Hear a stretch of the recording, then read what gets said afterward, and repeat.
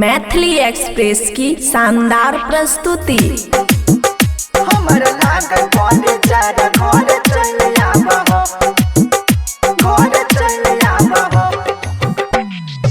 आइब गेलै ठंडी हो आइब गेलै ठंडी पिया बस छहो मंडी घर चल आबहो।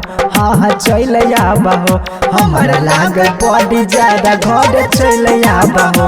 हमर लाग बड़ी ज्यादा घर चल आबहो।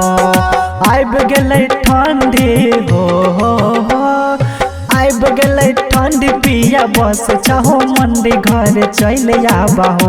हाँ चल आबहो हमर लाग बड़ी ज्यादा घर चल आबहो। हमर लाग बड़ी ज्यादा घर चल आबहो। DJ good Madhubani DJ good Madhubani DJ हमर लाग बड़ी ज्यादा घर चल आबहो। हमर लाग बड़ी ज्यादा घर चल आबहो।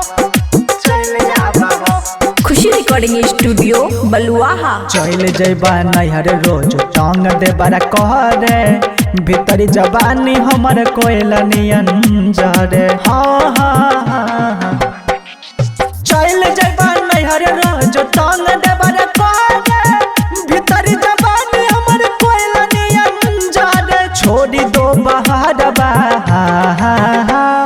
छोड़ दो बहारबा कटाइले टिकटवा घर चल आबहो। हाँ चल आबहो हमर लाग बड़ी ज्यादा घर चल आबहो। हमर लाग बड़ी ज्यादा घर चल आबहो। DJ good Madhubani DJ good Madhubani DJ good Madhubani हमर लाग बड़ी ज्यादा घर चल आबहो।